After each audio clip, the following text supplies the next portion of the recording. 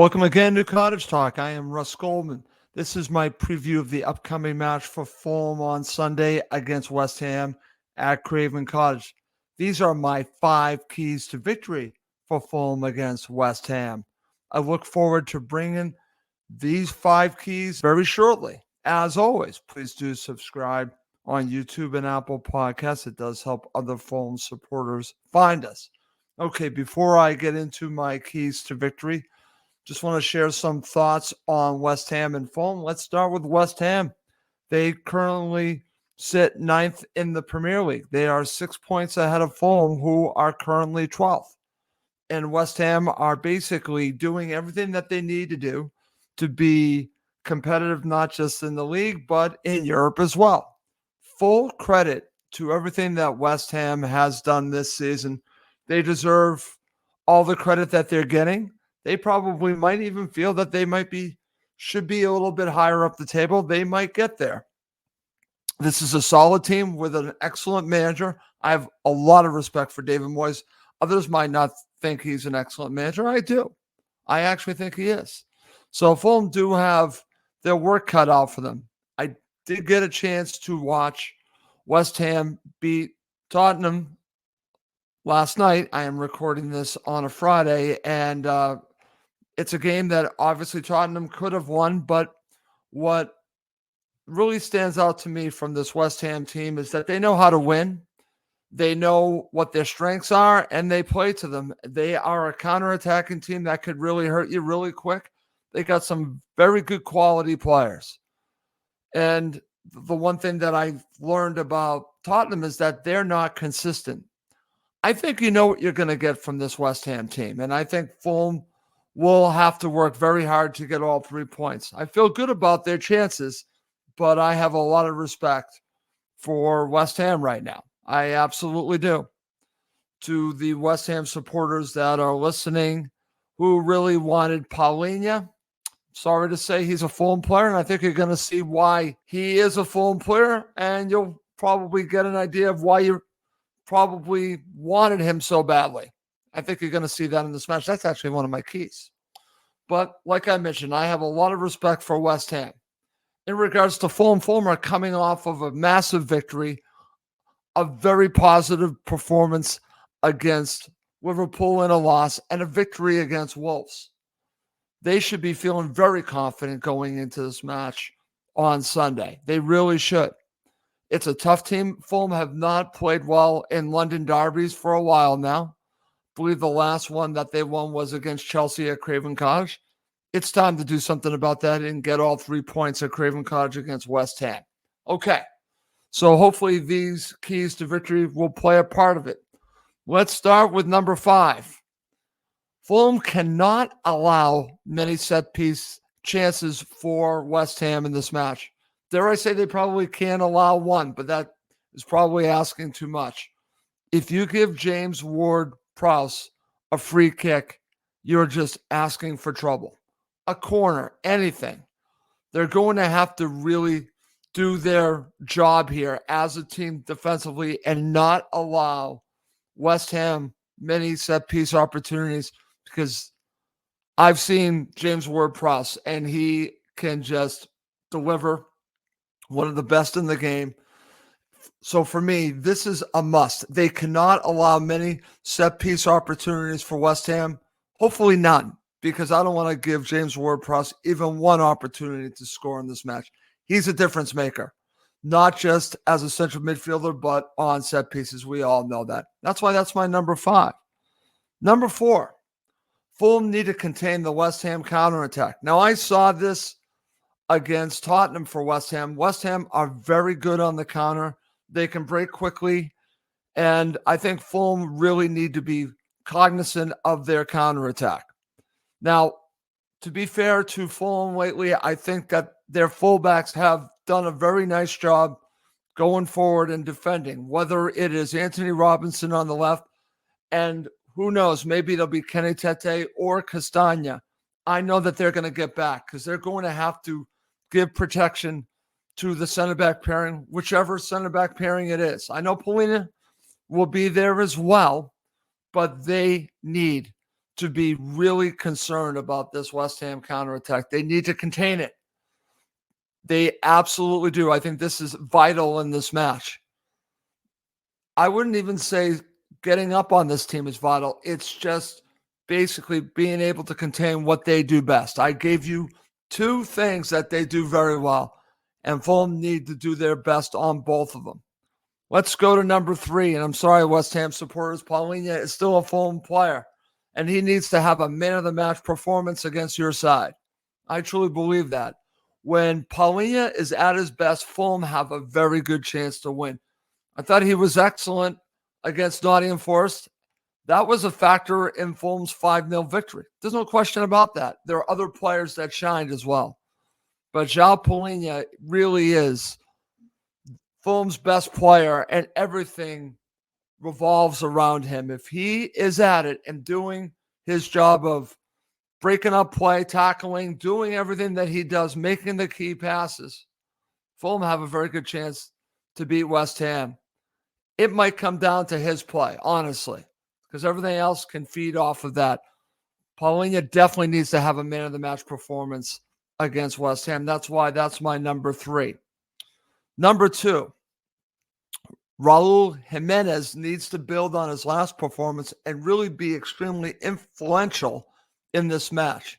Now, as we've been watching with Jimenez, he's been involved much, much more in the last few matches with Fulham. Now the goals have started to come. Obviously, the 2 against Nottingham Forest, he did score a goal against Aston Villa. So the goals are coming. They are absolutely coming. This is a good sign. But it's not just that. It's about a team, a defense that needs to defend him. He needs to be very influential in this match. Now that he has all this confidence, he needs to do a number on their defense, which could really set up his teammates to score goals or himself. So he needs to play a huge role. He does come for the ball a good amount. Mitro used to do that as well. And I think that the Fulham players need to get him involved early and often, setting him up. But he needs to set them up as well. For Fulham to get a victory, Jimenez needs to be extremely influential in this match. That's why that's my number 2. Coming up next is my number 1 key to victory for Fulham. My starting 11, what I think Marco will do with his starting 11, and my prediction for the match. Okay. My number 1 key to victory comes down to the manager going against another very good manager. Number 1, Marco needs to win the coaching battle. Now, David Moyes is a solid manager. I think he's an excellent manager, so this will be a very interesting battle for Marco to win.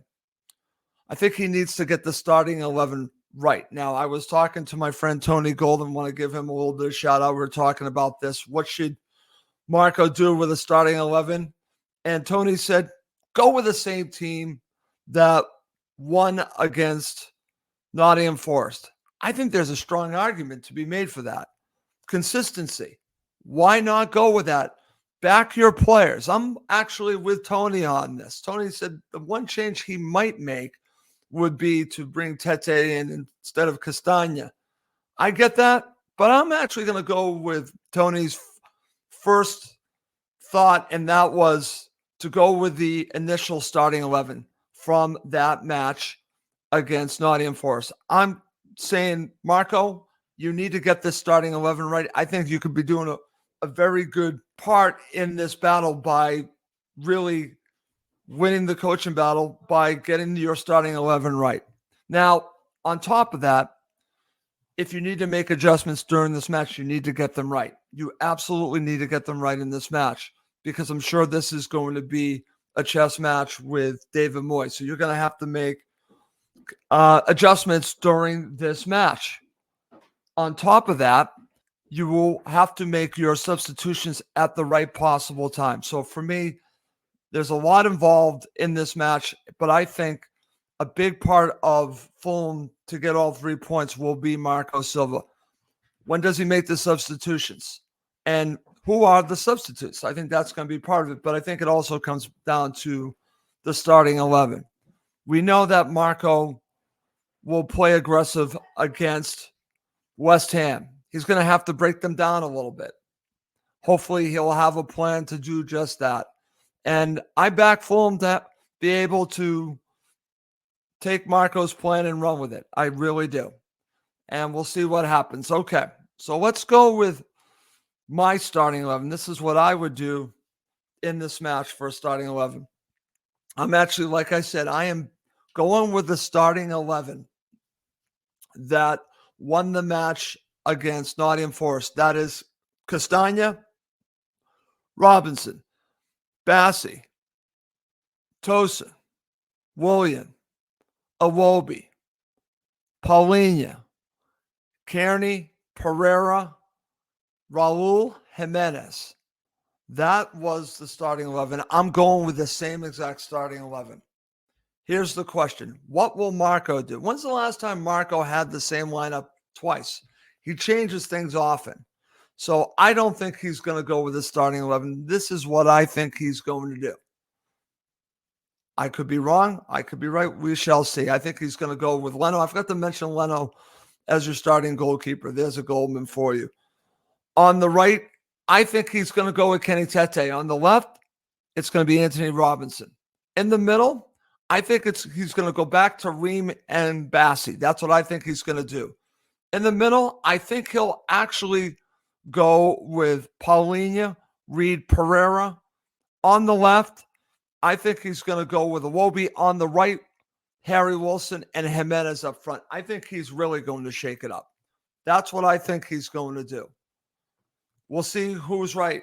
I would go with the starting 11 from the Nottingham Forest match. I think Marco's going to go with the starting 11 I just mentioned. We'll see who's right and who's wrong here. Okay.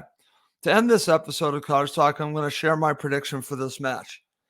Regardless of the victory last night for West Ham, I was going to predict this anyway. So listen, full credit to West Ham. They're playing very well. I understand Fulham's record against West Ham. I understand their record in London derbies right now. It's horrible. It's terrible. So everything should get me to say Fulham are going to either lose or get a draw. The answer to that is no. I'm going for a Fulham victory, but I think it's going to be close. I think they're going to get up on this team, potentially have a couple goal lead, and they're going to give up another goal. I am going for another 3 goals for Fulham. I absolutely am. I'm going 3-2 to Fulham in this London derby against West Ham. Let's see if I'm right or let's see if I'm wrong. This should be an interesting match. Like I said, I have a lot of respect for David Moyes' players. There's some talented players there. It's not just James Ward-Prowse. There's obviously Jared Bowen, Souček. There are some very talented players there. So Fulham are going to have to do their due diligence to be prepared and execute Marco's plan. And I think that they can get behind the team on Sunday and push them over the line. The Fulham supporters really are tremendous, and they can really just push that team over the line. I think Fulham are going to win this. Like I said, one last time, I'm going for a 3-2 Fulham victory. Okay. Well, that's going to do it for this episode of Cottage Talk. I do want to mention, believe it or not, we're going to have a full-time show of this match, and I'm going to be bringing back some co-hosts you haven't heard from in a while. It should be a lot of fun. Okay. Well, that's going to do for this episode of Cottage Talk. As always, please do subscribe on YouTube, Apple Podcasts to Cottage Talk. It does help other Fulham supporters find us. Well, that's going to do it for this episode. My name is Russ Goldman. Thank you as always for watching and listening to Cottage Talk, part of the talkSPORT Fan Network.